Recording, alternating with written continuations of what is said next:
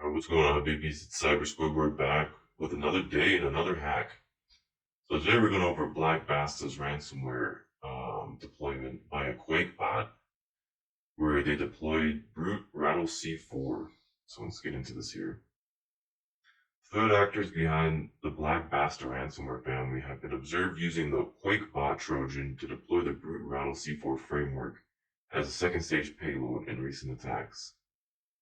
The development marks the first time the nascent adversary simulation software is being delivered via QuakeBot infection, cybersecurity firm Trend Micro said in a technical analysis released last week.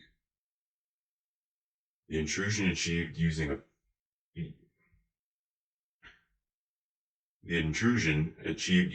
phishing email contained a weaponized link pointing to a zip archive, further entailed the use of Cobalt Strike for lateral movement.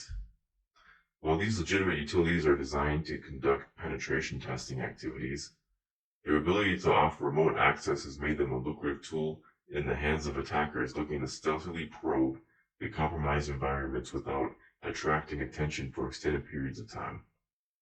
That's a big thing with any threat actor. Once they gain access, it's about maintaining access.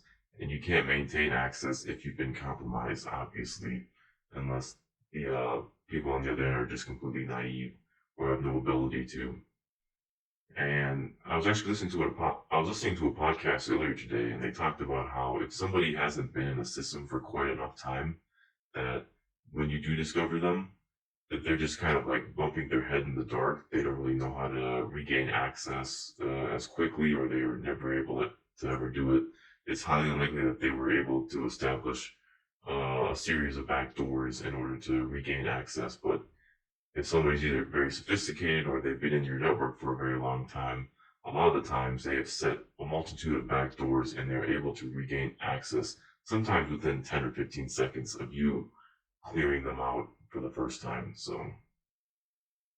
And this has been compounded by the fact that a cracked version of Brute Rattle C4 began circulating last month across the cyber criminal underground, prompting its developer to update the licensing algorithm to make it harder to crack.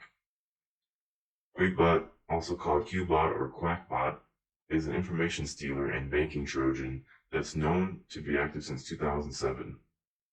But its modular design and its ability to act as a downloader has turned it into an attractive candidate for dropping additional malware. According to Trend Micro, the zip file in the email contains an ISO file, which in turn includes an LNK file that fetches the QuackBot payload, illustrating attempts on part of threat actors to adapt to other tactics in the aftermath of Microsoft's decision to block macros by default for documents downloaded from the web. So apparently this is a new trend that's come about since Microsoft decided to block macros for documents downloaded from the web, which has been a very common attack vector. But it appears to be a much more stealthy way to do it in order to get around that, but also just to not trigger alarms within an operating system.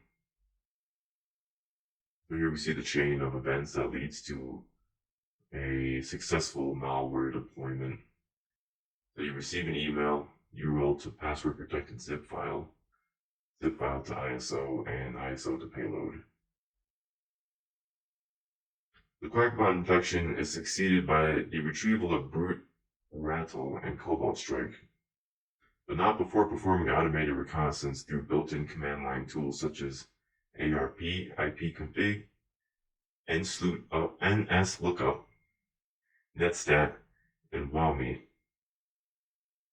The attack, however, was stopped before any malicious action could be taken by the threat actor, although it's suspected that the end goal may have been domain-wide ransomware deployment.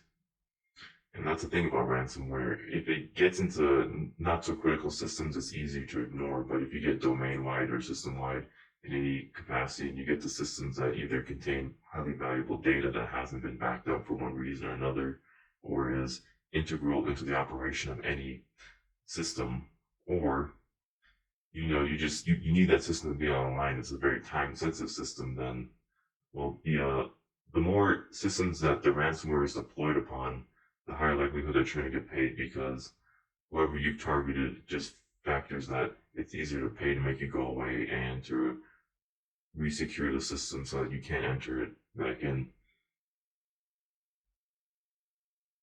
In another QuakeBot execution chain spotted by the cybersecurity company, the zip file was delivered through an increasingly popular method called HTML smuggling, resulting in the execution of brute rattle C4 as the second stage. The QuakeBot to brute rattle to Cobalt Strike kill chain is associated with the group behind the Black Basta ransomware, the researcher said. This is based on overlapping TTPS and infrastructure observed in Black Basta attacks. This is a bit more complex of a chain. It appears. Let's zoom in here. What we got?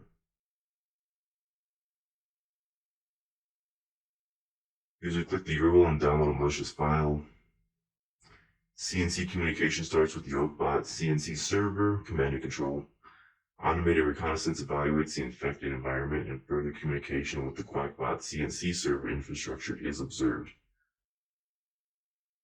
Brute rattle is dropped. Further manual AD reconnaissance activities begin. Sharp Hound is executed and AD information is collected, and then lateral movement via brute rattle and Cobalt Strike starts. Lateral movement being movement towards other servers. So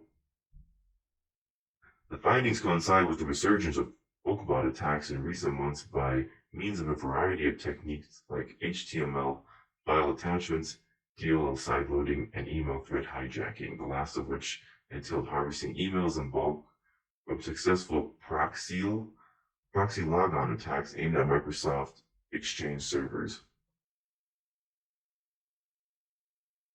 This is we're beginning to see more advanced ways of malware deployment in response to more advanced ways to counter malware deployment.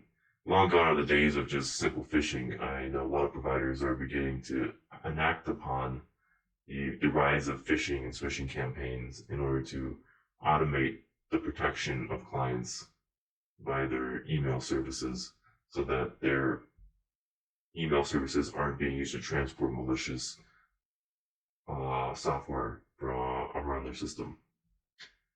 So the game of cat and mouse continues, so to speak. Alright, that's all for this video. If you liked it, please like and subscribe, and catch you on the next one. Have a good one. Peace.